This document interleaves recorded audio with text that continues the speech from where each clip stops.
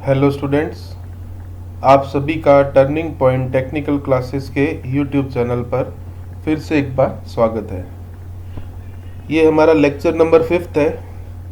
इससे पहले हमने जियोटेक से जो 4 लेक्चर पढ़े या थोड़ा सा उनको एनालाइज किया, तो हमने अभी तक उसकी बेसिक प्रॉपर्टीज़, बेसिक एब्रीवेशंस, उसके टाइप, क्लासिफिकेशन, इन सबको स्टडी किया। लास्ट लेक्चर में हम कंसिस्टेंसी लिमिट्स को पढ़ रहे थे और कंसिस्टेंसी लिमिट्स की जो 3 बेसिक लिमिट्स थी, लिक्विड लिमिट, प्लास्टिक लिमिट और श्रिंकेज लिमिट, उनसे रिलेटेड जो हमारे कंसिस्टेंसी इंडेक्स थे उनको हम स्टडी कर रहे थे। तो आज फिर से उसी को कंटिन्यू करते हैं हमारे नेक्स्ट इंडिसेस या इंडेक्स प्रॉपर्टीज की तरफ।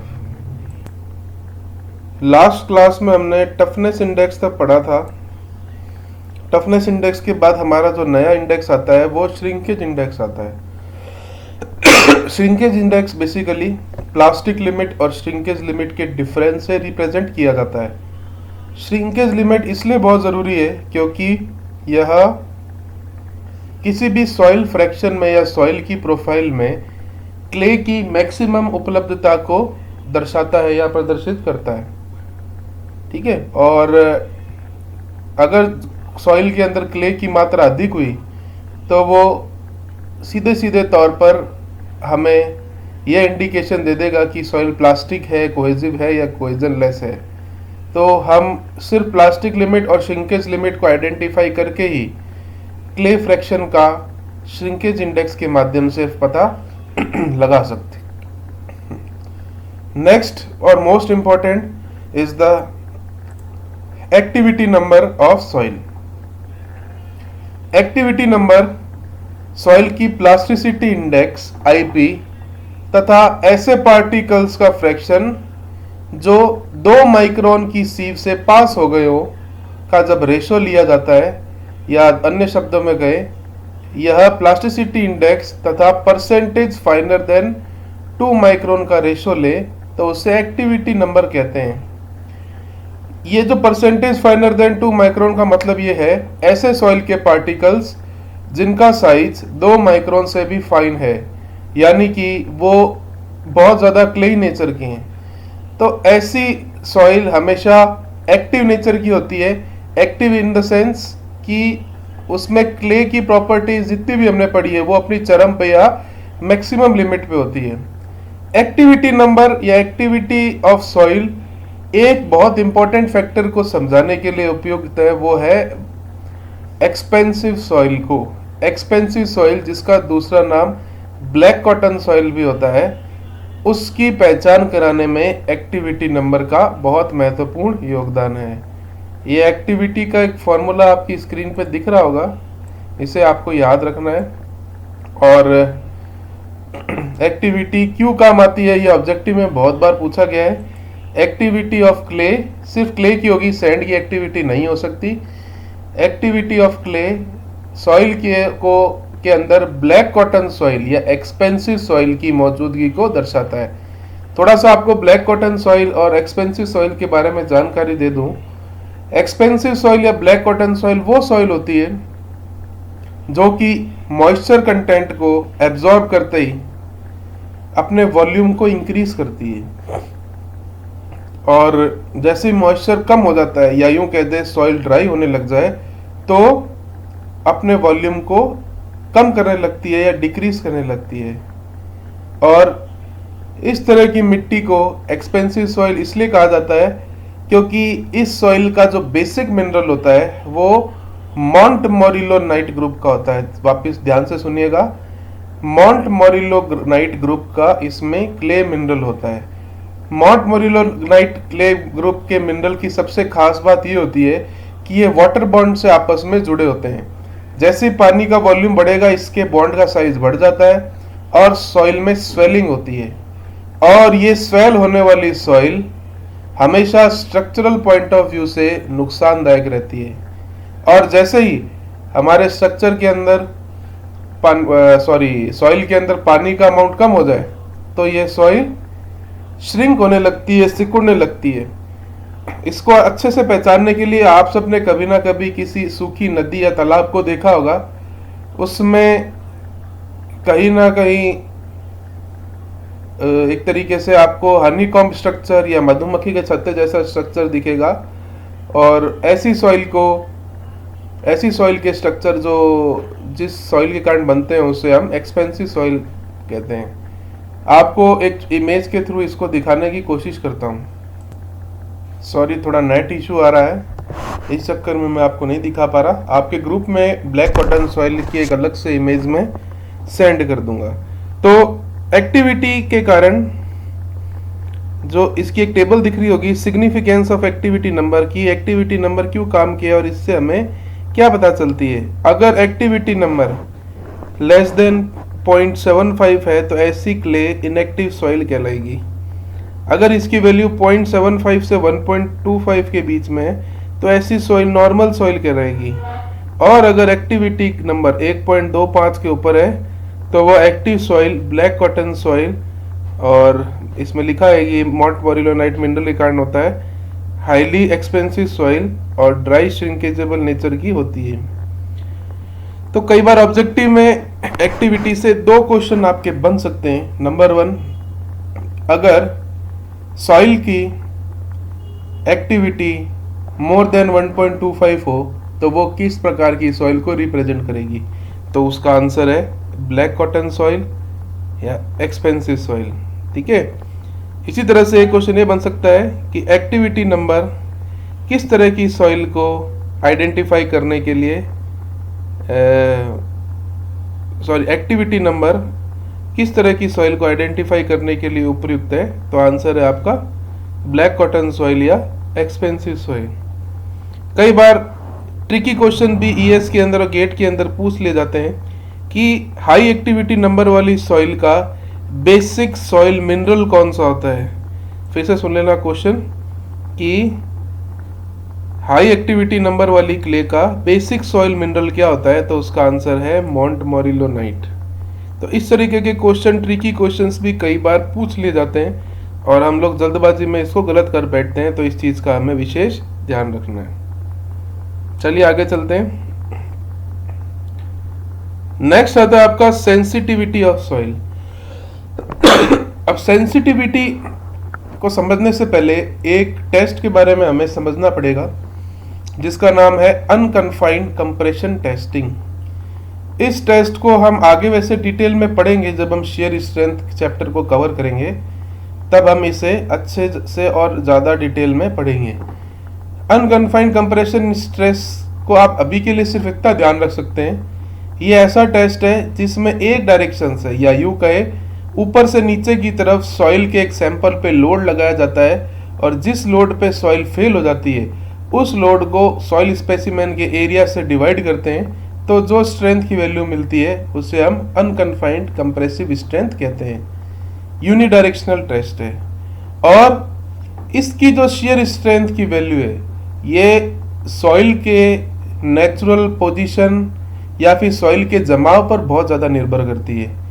देखिए, सॉइल के ज़्यादातर टेस्ट फील्ड टेस्ट में करने होते हैं। लैब में तो हम हमारी आवश्यकता अनुसार उसकी सारी प्रॉपर्टीज़ को चेंज कर सकते हैं, मैक्सिमम कंप्रेस कर सकते हैं, लेकिन एक्चुअल स्ट्रक्चर या फाउंडेशन बनानी है या स्ट्रक्चर खड़ा करना है तो हमें वो नेचुरल सॉइल डिपॉजिट पे ही करना पड़ेगा। तो उस फील्ड के अंदर जिस स्थिति में सॉइल के पार्टिकल्स अरेंज हुए हुए हैं या मिट्टी जिस स्थिति में फील्ड में पड़ी हुई है, ऐसे सैंपल को अनडिस्टर्ब्ड सैंपल कहते हैं। ऐसे सैंपल को अनडिस्टर्ब्ड सैंपल कहते हैं। ठीक है, जैसा कि आप लोग देख पा रहे हैं। और अगर हम सॉइल के अरेंजमेंट को डिस्टर्ब कर दें, शब्द से समझ में आ रहा है, अगर हम सॉइल के अरेंजमेंट को डिस्टर्ब कर दे तो वह डिस्टर्ब्ड सॉइल कहलाती है। ठीक है, दिखती सी बात है, अनडिस्टर्ब्ड सैंपल और डिस्टर्ब्ड सैंपल की शेयर स्ट्रेंथ में काफी फर्क होगा। तो जब नीचे आप फॉर्मूले से इस चीज को समझ सकते हैं, जब अनडिस्टर्ब्ड यानी बिना छेड़ी गई या फील्ड में जिस स्थिति में पड़ी गई है उसी सॉइल की शेयर स्ट्रेंथ का डिस्टर्ब्ड सॉइल के रेस्पेक्ट में रेशो लेंगे तो उससे मिलने वाली क्वांटिटी को सेंसिटिविटी कहा जाएगा। फिर से सुन लीजिए, सॉइल के अंदर मिलने वाले अनडिस्टर्ब सैंपल की शेयर स्ट्रेंथ का डिस्टर्ब सॉइल की शेयर स्ट्रेंथ से रेशो लिया जाएगा तो उससे मिलने वाली सॉइल को सेंसिटिव सॉइल या सेंसिटिविटी कहा जाएगा। सामान्यतः क्ले के लिए शेयर स्ट्रेंथ की वैल्यू 2C होती है, तो आप इस फॉर्मूले को नीचे लिखे गए फॉर्मूले के टर्म में भी समझ सकते हैं। अगर सॉइल आपकी प्योरली कोहेसिव नेचर की है तो शेयर स्ट्रेंथ में 2Cu/2Cu 2 से 2 कैंसिल हो जाएगा और degree of cohesion of undisturb sample to the disturb sample के रेस्पेक्ट में जो रेशो होगा उसे हम सेंसिटिविटी कहेंगे। फुल्ली सैचुरेटेड सॉइल के लिए हमेशा ध्यान, ये टेस्ट हमेशा फुल्ली सैचुरेटेड की स्थिति में किया जाता है, यानी ऐसी स्थिति में हम डिग्री ऑफ सैचुरेशन हमेशा 100% लेके ही आगे टेस्ट करेंगे। अब आता है कि सेंसिटिविटी का सिग्निफिकेंस क्या है। यहाँ पर सेंसिटिविटी सॉइल की शेयर स्ट्रेंथ को रिप्रेजेंट कर रही है। तो अगर सेंसिटिविटी नंबर आपका 1 से 4 के बीच में आता है तो ऐसी सॉइल नॉर्मल सॉइल है, उसकी स्ट्रेंथ नॉर्मल है। अगर 4 से 8 आती है तो वो सेंसिटिव सॉइल है, यानी सॉइल की प्रोफाइल के अंदर डिस्टरबेंस करने से आपकी शेयर स्ट्रेंथ ऑफ सॉइल में भी फर्क पड़ेगा। अगर इसका मान 8 से 15 के बीच में हो जाए या 8 से 16 के बीच हो जाए तो एक्स्ट्रा सेंसिटिव कहलाएगी और शेयर स्ट्रेंथ काफी ज्यादा डिस्टर्ब रहेगी। और अगर इसका मान ग्रेटर देन 15 हो जाए तो यहां आपको एक शब्द दिख रहा होगा क्विक क्ले। ये ऑब्जेक्टिव का क्वेश्चन बन सकता है स्टूडेंट्स। क्विक क्ले या हाईली डिस्टर्ब सॉइल कहलाएगी, यानी यहाँ पे जो स्ट्रेंथ टेस्ट है उसमें टू मच वेरिएशन आएगा। ठीक है, तो कई बार ये क्वेश्चन पूछ लिया जाता है अगर किसी सॉइल की सेंसिटिविटी 15 से अधिक हो जाए या 16 से अधिक हो जाए तो ऐसी सॉइल किस तरीके की सॉइल कहलाएगी, तो उसका आंसर है आपका क्विक क्ले। इस चीज का हमें विशेष ध्यान रखना है। चलिए आगे टॉपिक पे चलते हैं। Degree of shrinkage. Degree of shrinkage basically percentage decrease of volume of soil का ओरिजिनल वॉल्यूम के रिस्पेक्ट में रेशो को रिप्रेजेंट करना है। यानी इनिशियल वॉल्यूम में से अगर ड्राई वॉल्यूम को घटा दिया जाए और इनिशियल वॉल्यूम के रिस्पेक्ट में रेशो लिया जाए और उसे परसेंटेज में रिप्रेजेंट किया जाए, उसे डिग्री ऑफ श्रिंकेज कहते हैं। देखिए, ज्यादा श्रिंक होने वाली सॉइल या जिसके वॉल्यूम में ज्यादा बदलाव हो रहे हैं वो अच्छी क्वालिटी की नहीं होती। तो आप यूं कह सकते हैं डिग्री ऑफ श्रिंकेज सॉइल की क्वालिटी को रिप्रेजेंट करती है। अगर आपकी डिग्री ऑफ श्रिंकेज की वैल्यू लेस देन 5% है तो वो गुड क्वालिटी सॉइल है, यानी वॉल्यूम में कोई विशेष चेंज नहीं आया। 5 से 10% है तो वो मीडियम क्वालिटी सॉइल है। 10 से 15% है तो पुअर क्वालिटी सॉइल है, और ग्रेटर देन 15% है तो वो बहुत ही घटिया क्वालिटी की सॉइल है, या हम यूं कह सकते हैं स्ट्रक्चरल पॉइंट ऑफ व्यू से हमारी ये सॉइल काम की नहीं है। ज़्यादातर वेरी पुअर क्वालिटी सॉइल जो हमारे दलदली इलाकों में या मार्शी एरिया में मिलती है सॉइल, जिसके अंदर वॉल्यूम का वेरिएशन पानी के साथ और बिना पानी के बहुत ज़्यादा आ जाता है, तो ऐसी soil structural point of view से बेहद बकवास होती है, या यूं कहें वो बिल्कुल भी काम की नहीं होती। इसी की तरह एक दूसरा क्वांटिटी आती है वॉल्यूमेट्रिक श्रिंकेज। वॉल्यूमेट्रिक श्रिंकेज जैसा कि पहले था कि जब इनिशियल वॉल्यूम में से ड्राई वॉल्यूम का माइनस करके उसका रेशियो ड्राई वॉल्यूम के रेस्पेक्ट में लिया जाए तो उसे वॉल्यूमेट्रिक श्रिंकेज कहा जा सकता है। देखिए, श्रिंकेज, डिग्री ऑफ श्रिंकेज और इसमें यह फर्क है कि डिग्री ऑफ श्रिंकेज में हम जो रेशियो ले रहे थे वो ओरिजिनल वॉल्यूम के रिस्पेक्ट में ले रहे थे, यहाँ पर ड्राई सॉइल के रिस्पेक्ट में ले रहे हैं। Volumetric shrinkage rate of change of volume को रिप्रेजेंट करता है। इसी तरह वॉल्यूमेट्रिक श्रिंकेज को आइडेंटिफाई करने के बाद एक और इंपॉर्टेंट टॉपिक आता है श्रिंकेज रेशियो, जो कि वॉल्यूमेट्रिक श्रिंकेज और liquid limit minus shrinkage limit के रेशो को रिप्रेजेंट करता है। यह भी क्वालिटी ऑफ सॉइल को समझाने में बहुत ज़्यादा इंपॉर्टेंट है। नेक्स्ट आपका थिक्सोट्रोपी। देखिए, थिक्सोट्रोपी शब्द का मतलब होता है टच के कारण स्ट्रेंथ में होने वाले फर्क को। थिक्सो एक लैटिन शब्द है जिसका नाम अर्थ होता है difference in shape, different in shear strength, different in any property due to touch is known as thixo. और सॉइल के रेस्पेक्ट में इस प्रॉपर्टी को थिक्सोट्रॉफी कहा गया है। और बेसिकली थिक्सोट्रॉफी का मतलब आप यूं समझ सकते हैं कि सॉइल की शेप में चेंज होने के बाद अगर कुछ समय बाद वो वापस अपनी स्ट्रेंथ का कुछ हिस्सा वापस शो करने लग जाए, फिर से सुनिएगा, सॉइल की शेप में चेंज होने के बाद कुछ समय बाद वो अपनी इनिशियल स्ट्रेंथ को कुछ हिस्सा या सारा हिस्सा ही स्ट्रेंथ का शो करने लग जाए, तो ऐसी प्रॉपर्टी को हम थिक्सोट्रॉफी कहते हैं। अब इसकी सिग्निफिकेंस क्या है, कहाँ इसको इस्तेमाल करने की जरूरत है? तो एक तरह की फाउंडेशन होती है जिसे हम पाइल फाउंडेशन बोलते हैं। पाइल फाउंडेशन एक तरीके की डीप फाउंडेशन होती है जो 20 मीटर की गहराई तक जा सकती है। और इस तरह की सॉइल के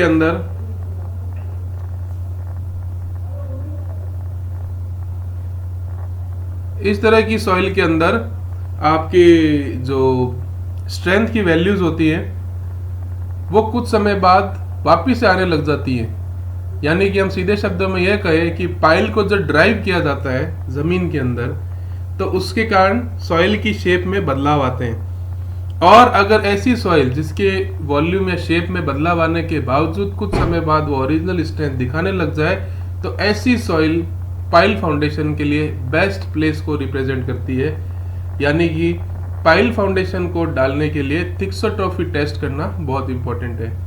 तो कई बार ऑब्जेक्टिव में आपसे क्वेश्चन पूछा जा सकता है कि which test is suitable for pile foundation? Answer is thixotropy test. ठीक है, और ये shear टेस्ट करते कैसे है, जब हमारा बेयरिंग कैपेसिटी वाला चैप्टर पढ़ेंगे तब आपको ये थिक्सोट्रॉफी से रिलेटेड जो भी टेस्ट है एक्सप्लेन किए जाएंगे।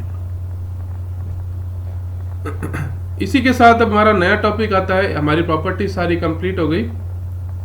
Particle size distribution of soil. हमने शुरू लेक्चर की जो हमारा पहला लेक्चर था उसके अंदर सॉइल के साइज फ्रैक्शंस को हमने पढ़ा था, जहाँ पे हमने क्ले से लेके बोल्डर तक के सॉइल साइज को अपने लेक्चर में इंक्लूड किया था। अब क्वेश्चन ये आता है कि वो सॉइल का फ्रैक्शन आया कहाँ से? तो उस सॉइल के फ्रैक्शन को आइडेंटिफाई करने के लिए जो टेस्ट परफॉर्म किए गए वो दो टेस्ट थे, सीव एंड सेडिमेंटेशन एनालिसिस। सीव एनालिसिस जिसको हिंदी में छलनी विधि भी कहते हैं, सेडिमेंटेशन एनालिसिस में एक सस्पेंशन सिस्टम के थ्रू सॉइल के पार्टिकल साइज को आइडेंटिफाई किया जाता है। ये टेस्ट इसलिए इंपॉर्टेंट है क्योंकि इनसे हमें दो important quantity, coefficient of uniformity और कोफिशिएंट ऑफ कर्वेचर प्राप्त होते हैं, जो पूरी सॉइल इंजीनियरिंग में एक बहुत इंपॉर्टेंट रोल अदा करते हैं। तो थोड़ा सा इसको समझ लेते हैं कि particle size distribution of soil के फ्रैक्शन को रिप्रेजेंट करता है और यह सीव और सेडिमेंटेशन एनालिसिस के द्वारा आइडेंटिफाई किया जाता है। तो आपकी स्क्रीन पे सीव एनालिसिस का एक सीव सेट का एक रिप्रेजेंट फिगर आप लोगों को दिख रहा होगा। सीव एनालिसिस में सॉइल की एक प्रोफाइल को छलनी के माध्यम से छान कर उसके पार्टिकल साइज को आइडेंटिफाई किया जा सकता है। लेकिन इस टेस्ट की एक लिमिटेशन है कि 75 माइक्रोन से छोटी सीव नहीं बन सकती। तो 75 माइक्रोन से जो छोटे पार्टिकल है, जो बेसिकली सिल्टी और क्ले नेचर के होते हैं, उनके लिए हमें सेडिमेंटेशन एनालिसिस करना पड़ता है, जो कि पीपेट और हाइड्रोमीटर मेथड से किया जा सकता है। सीव एनालिसिस समझने के लिए हम कुछ सीव के सेट लेते हैं जिनका एक रेस्पेक्टिव साइज आप लोगों की स्क्रीन पे दिख रहा है। सबसे ऊपर आपकी 2 mm की सीव होती है, देन 1 mm की, उसके बाद 600 माइक्रोन की, फिर 425 माइक्रोन की, 212, 150 माइक्रोन, 75 माइक्रोन और नीचे कलेक्टिंग पेन। इस टेस्ट को करने के लिए इस टेस्ट को करने के लिए सबसे पहले हम 1000 ग्राम सूखी मिट्टी को लेते हैं। ध्यान दीजिएगा, सूखी मिट्टी बिना ढेलों वाली होनी चाहिए, अन्यथा इस टेस्ट की रीडिंग में गड़बड़ आ सकती है। इसके बाद उसे सबसे पहले ऊपर रखी 2 mm सीव के अंदर डाल के इन सीव्स को अपने सीक्वेंस में अरेंज करके सीव शेकर पे रख दिया जाता है। फिर इसे 10 मिनट के लिए सीव शेकर पे वाइब्रेट करके हर एक छलनी में रुकने वाले वेट को छान कर इसका एक बहुत इंपॉर्टेंट क्वांटिटी जिसको हम परसेंटेज फाइनर कहते हैं उसे कैलकुलेट कर लिया जाता है। एक सैंपल टेस्ट के थ्रू मैंने आप लोगों को ये समझाने की कोशिश की है। माना हमने 1000 ग्राम सॉइल का सैंपल लिया, उसे आपकी जो भी स्क्रीन दिख रही है उसके अंदर इन सीव साइज के सीक्वेंस में इसको सजाया। सबसे पहले 2 mm की सीव पे हमारा 60 ग्राम वेट सॉइल का रिटेन हो गया, 1 mm पे 120 ग्राम, 600 माइक्रोन पे 180 ग्राम, 425 माइक्रोन पे 250 ग्राम, 212 पे 200 ग्राम, 150 माइक्रोन 90 ग्राम, 75 माइक्रोन पे 50 ग्राम और पैन में हमारे पास 50 ग्राम सॉइल सैंपल बच गया। अब सबसे पहले हमने देखा कि ये 60 ग्राम इनिशियल वॉल्यूम का कितना था, तो वो निकला 6% निकला। एक सेकंड रुकिएगा। सबसे पहले वो 6% निकला, 120 ग्राम 1000 का 12% निकला, 180 ग्राम 18%, 250 ग्राम 25%, 200 ग्राम 20%, 9%, 5%। तो ये आपके परसेंटेज रिटेन वेट आ गए।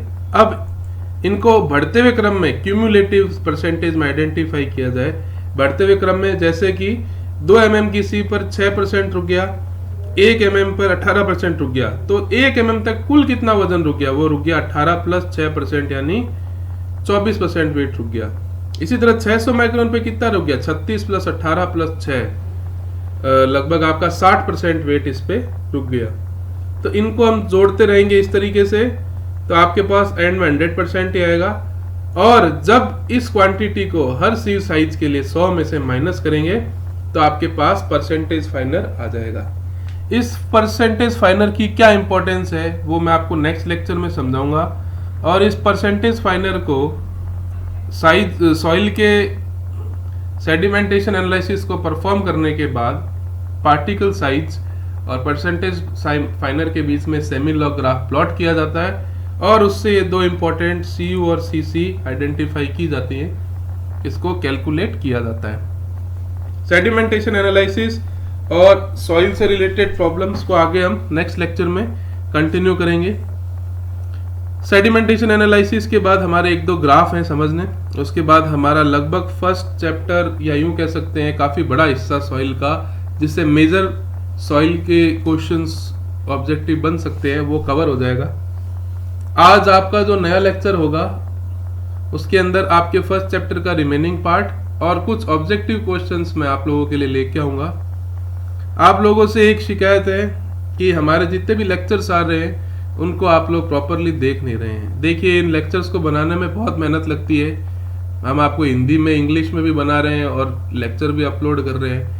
आप लोगों से सिर्फ इतनी सी रिक्वेस्ट है, प्लीज़ हम लेक्चर्स को देखिए, अपनी स्टडीज़ को कंटिन्यू कीजिए। जब भी लॉकडाउन ओवर होता है हम ऑफलाइन मोड में कोर्स को दुगनी स्पीड में और स्टार्ट कर देंगे, लेकिन तब तक हमारा कोर्स कंटिन्यूसली चलता रहे। आप लोगों से रिक्वेस्ट है इन लेक्चर्स को देखें और अपनी पढ़ाई को जारी रखिए। Thank you.